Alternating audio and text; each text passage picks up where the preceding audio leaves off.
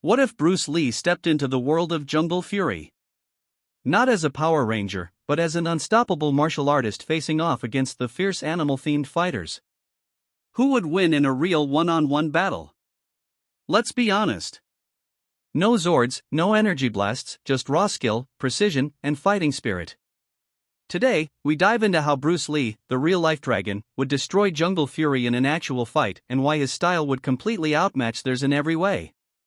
The myth versus the master. What is Jungle Fury up against? Before we throw Bruce Lee into the battlefield, let's look at what he's up against.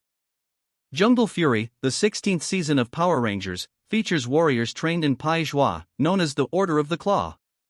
Their techniques are based on animal spirits like the tiger, jaguar, cheetah, and wolf. They use high-flying kicks, supernatural senses, and rapid attacks inspired by their animal totems.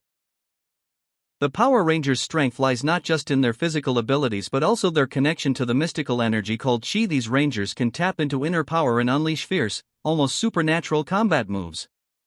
But what happens when that fantasy meets reality? What happens when these stylized fighters step out of a choreographed sequence and face someone like Bruce Lee, a man who trained for real survival, not just TV combat? Bruce Lee wasn't just fast. He was frighteningly efficient. Where Jungle Fury relies on exaggerated acrobatics, Bruce relied on real-world combat effectiveness. In his world, one punch was meant to end the fight, not look flashy for the camera. His goal was never to impress. It was to win, and to win fast. That's the difference that makes Bruce Lee an unmatched force.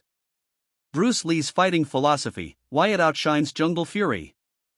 Jungle Fury fighters rely heavily on ancient techniques passed down through the Pai Zhua lineage.